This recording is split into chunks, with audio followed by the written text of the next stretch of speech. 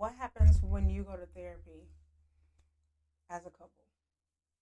Mm, mm, mm. So many things. Even as a friend, contrary to popular belief, you don't only have to go to couples therapy. You can go to therapy with anybody you have a relationship with it with any kind of relationship. I've seen friends, I've seen couples, married, dating, polygamous.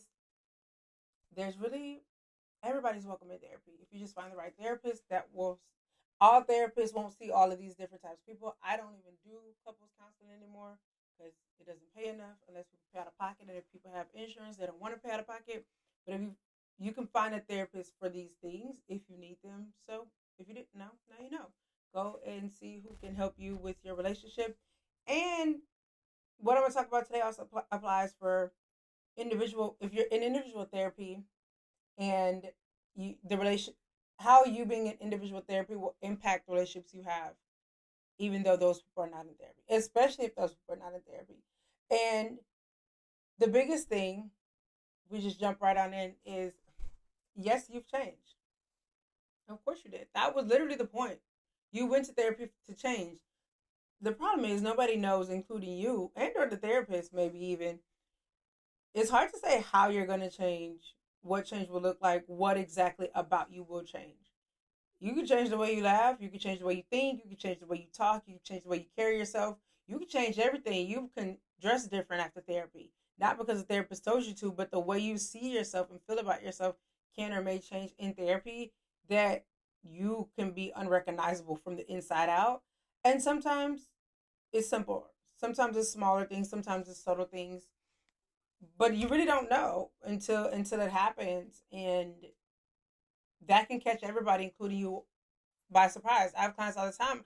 I'm like, they've changed so much. I'm just like, who are you? When they're talking, they're saying things I've never heard them say before about themselves or their perspective. And I'm just like, oh, who is this? Welcome. Nice to meet you. I actually say that to my clients, and they're like, I'm growing. I'm changing. I was like, I see. I don't know. I've never met this person before. And so imagine me as a therapist if I'm like, but I'm rooting for them.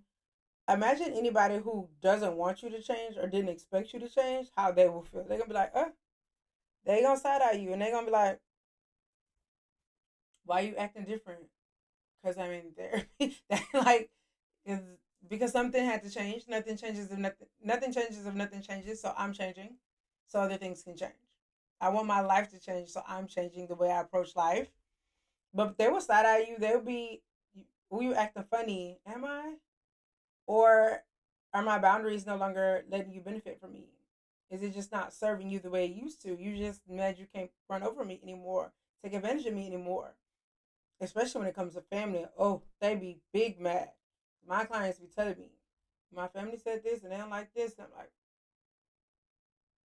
that ain't got nothing to do with me. It's not my fault because I don't make anybody change and I don't tell people how to change.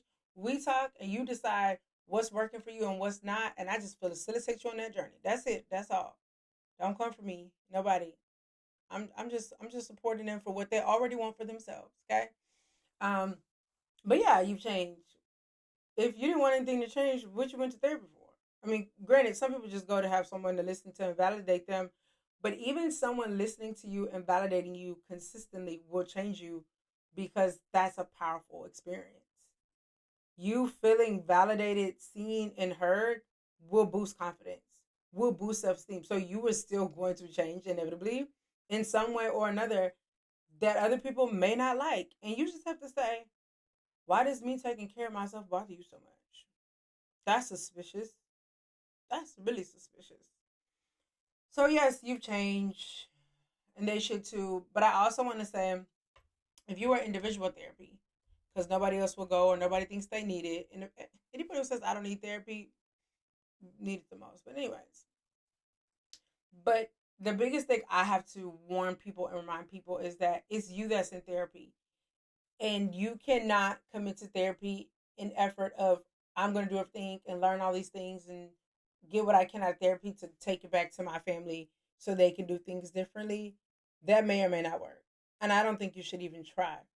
What may happen and does happen is that the way you carry yourself or act or think, whatever changes about you, it can rub off on other people, or people realize like, oh, I can't do this with this person, I can't talk to them like that, and they may stop.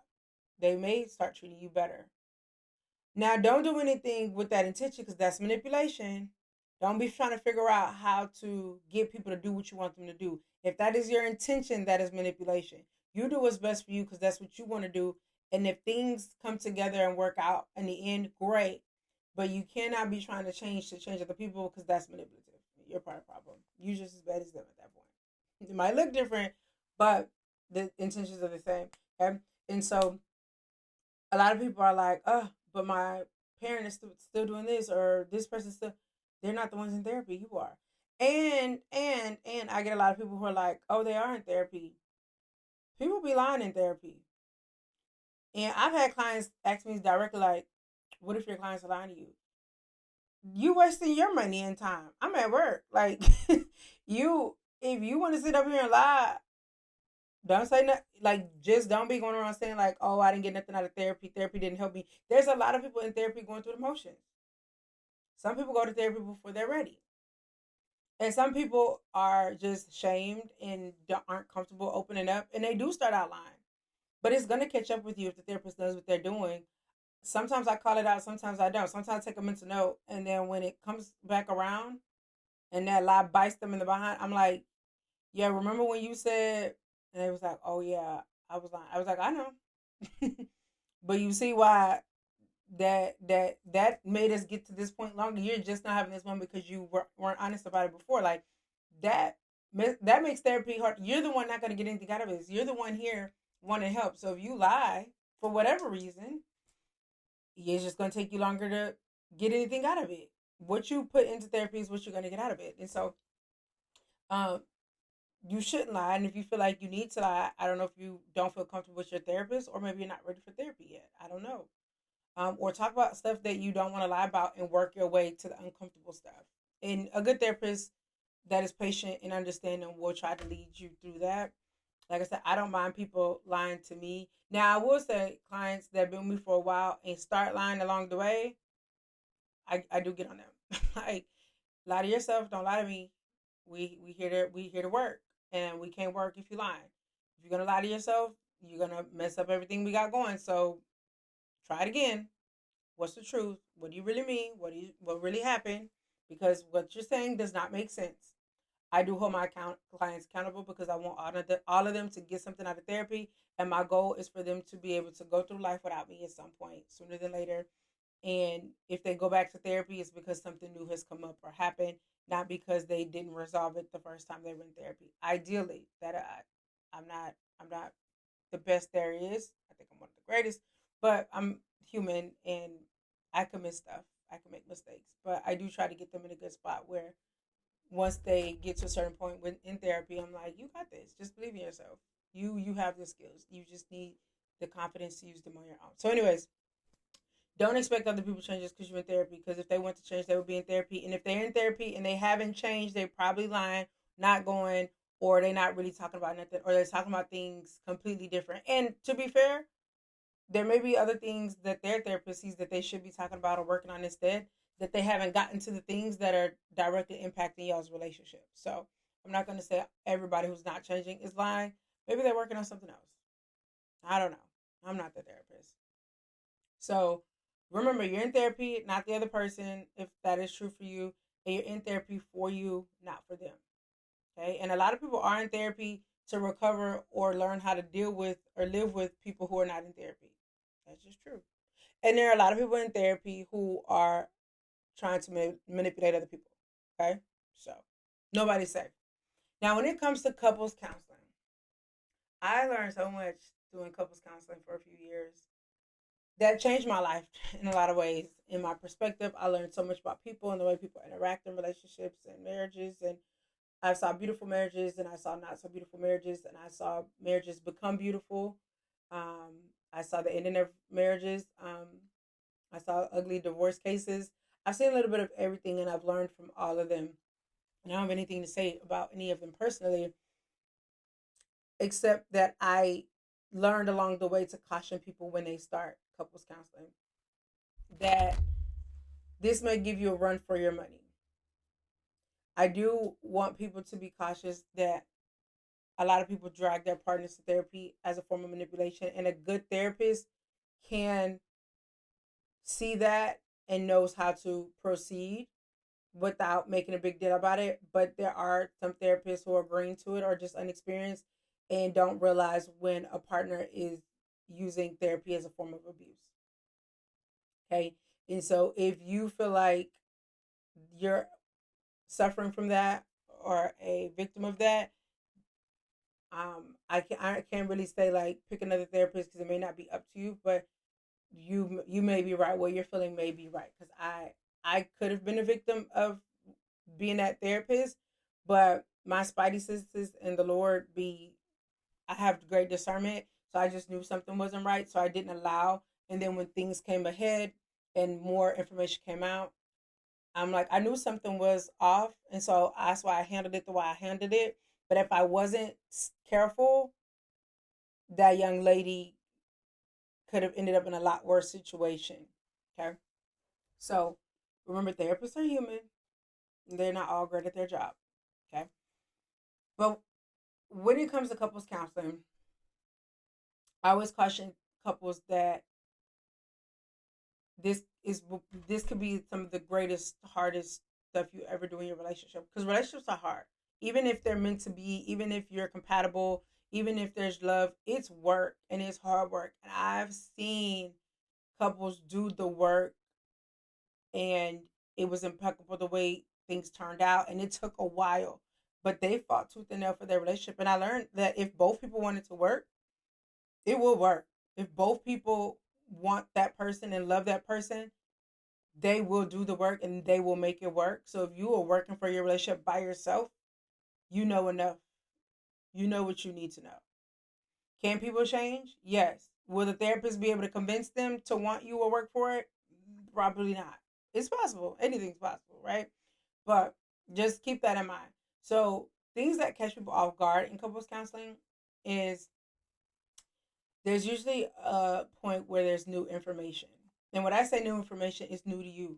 And that causes people to feel betrayed and it causes resentment. What I mean is, if you and your partner are in therapy and the therapist asks a question just to get to know y'all, maybe, or what are you hoping to get out of therapy? What are you hoping to get out of therapy? And they say something that bothers them that you did not know. You've never, genuinely never heard them say this. And you like, what? Excuse me? When did that become a problem? And then you're like, why is this the first time I'm hearing about this? And I've seen this play out in real life. Why is this the first time I'm hearing about this? Why didn't you tell me? Like, why am I? And they get upset, and rightfully so, because you're blindsided. You're caught off guard, and you're just like, you feel embarrassed, you feel shame, and you feel like you didn't have a fair chance of addressing it because they never told you. And of course, a good therapist will go down like, why haven't you shared this with your partner, or whatever. But this new information, whatever comes out, usually throws a big wrench into the relationship dynamics because they now need to process this and all the thoughts, and then there's doubt, and then there's trust issues now, and it's just like they're like, who are you? Did I know you? And what else are you hiding from me? Like, it just brings up so many things. And and then again, the embarrassment of like, why am I finding out at the same time the therapist find out? Like, we just met this, like, this is a stranger, we've been together 30 years and you just now felt like you could say this. And for me, I'm just like, we have to assume there's a reason they didn't say it, whether they didn't feel safe to, maybe they feel like they tried to, whatever it is. We do need to get to the bottom of that. I don't think it's fair they hid it from you, but usually there's a legitimate reason to them why they did. Whether you agree with it or understand it or not, there is a reason. And if you don't respond well, you may never know. And that's actually probably something to why they never told you. So it's just so much that comes up with that new information that, like, it's like a fork to the chest or a knife to the back, honestly. And but when you get through those rough patches and you bring up stuff and you have those hard conversations and you have someone that's facilitating and teaching you communication skills along the way, you learn so much about your partner, and that kind of makes you grieve a little bit. You grieve what you thought it was, what you thought it could be, and then you sometimes may feel bad for yourself of like, I never saw it that way. I never thought about that. And that part kind of be funny sometimes because as the referee, as the therapist is a lot of times, a partner will say something, and then exercise I use often, and you can use this. This is free for you. I say, tell me what you just heard them say, and they'll repeat it, and I'm eyebrow raised. I'm like, where did you get that from? And the partner that said it was like, I didn't say that. And I'm like, I got this. Relax. Y'all have handled it your way up until this point. I got it. Your therapist also should have norms because a lot of families are like, this is gonna go bad. We're gonna be arguing. We're gonna be cursing. We're not gonna. Then where? Not in my office. Ain't nobody yelling or cursing up in here. Everybody gonna take turns. Everybody gonna listen. Everybody gonna be respectful. I always have norms, whether for groups, couples, whoever. That stuff ain't work at the house. That's why y'all here. We not continue. I'm not supporting the dysfunction and the chaos that y'all used to, because you wouldn't need a therapist if it worked. And I'm very assertive, if you can't tell.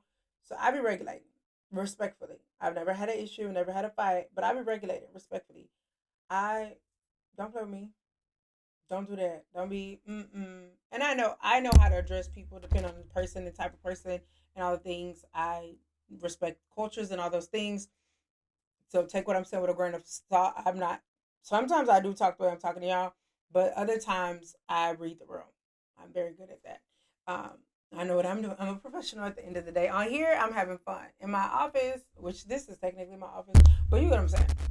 But anyways, I do regulate, but things get intense, things get heated, and going back to the example, the partner's like, I didn't say that, and I'm like, okay, I heard what you said, and this is why having a neutral party.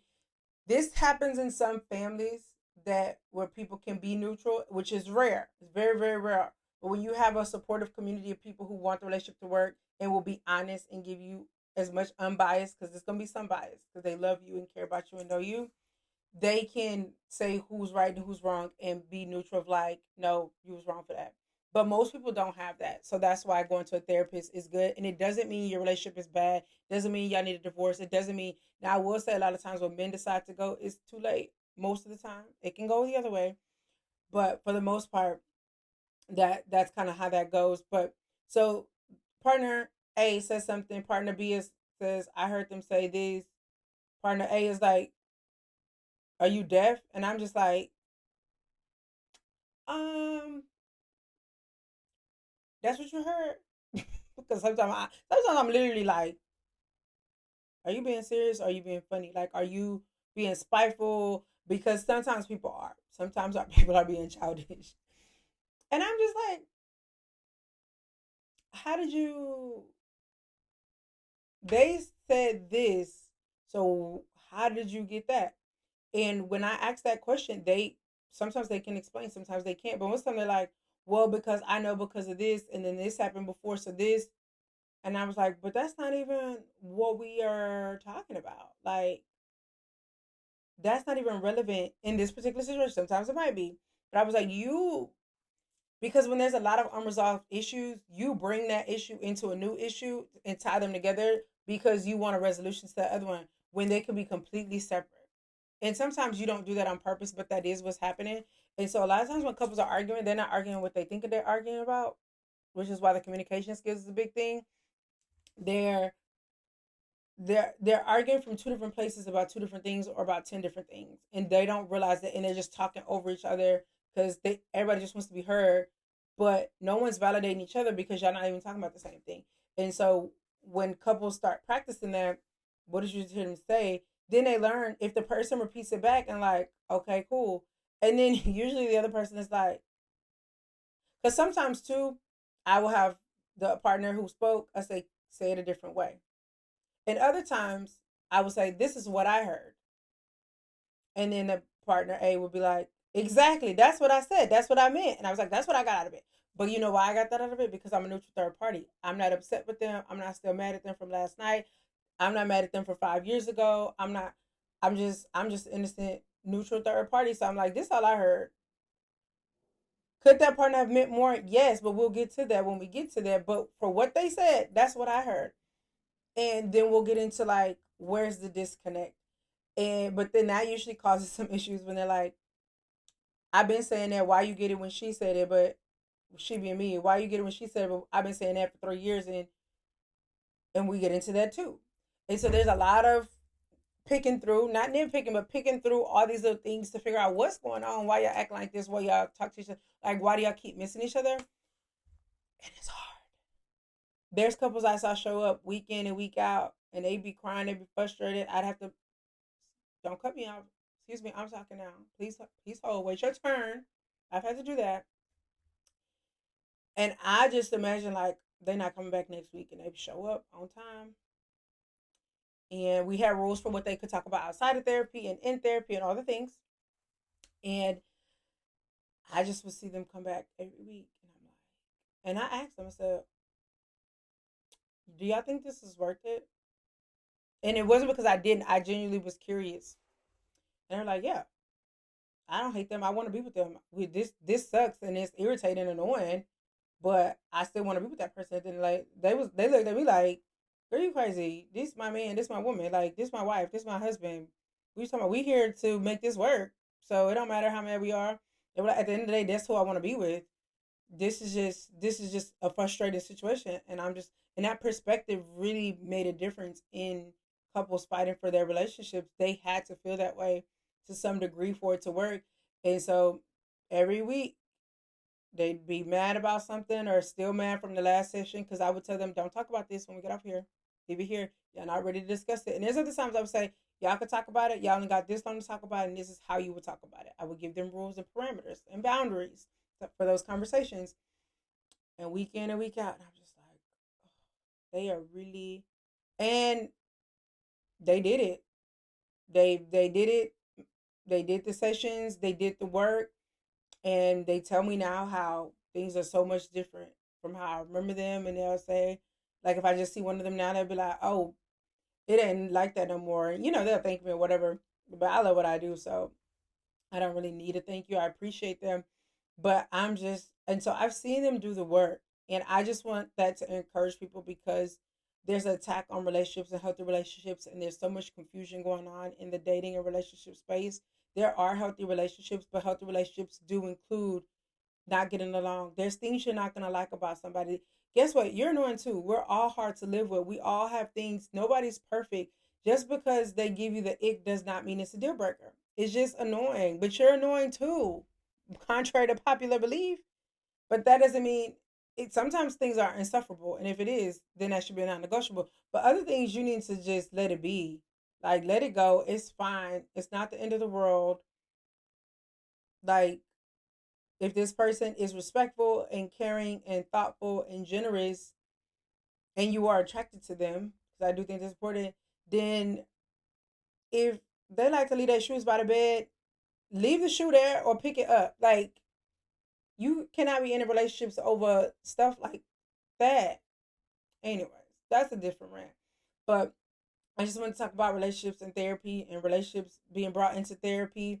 And a lot of things happen the thing is I'm gonna end on this note, but it's always funny when somebody comes because like my partner, my spouse, whoever told me that I should come to therapy. So I just want to do this so I can be better.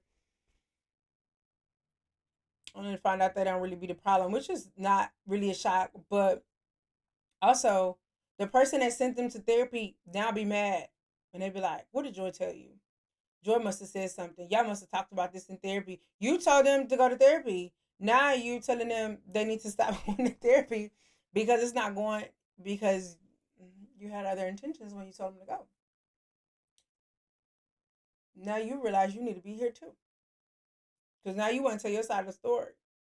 I have so many things about couples counseling that are funny to me, not the couples and the people themselves, but the situations and me learning people and seeing people come to terms with certain things that are being confronted about certain things is usually relatively entertaining for me because I think people are interesting, like the way brains work, the way people think, the way people act. That's why I got into this.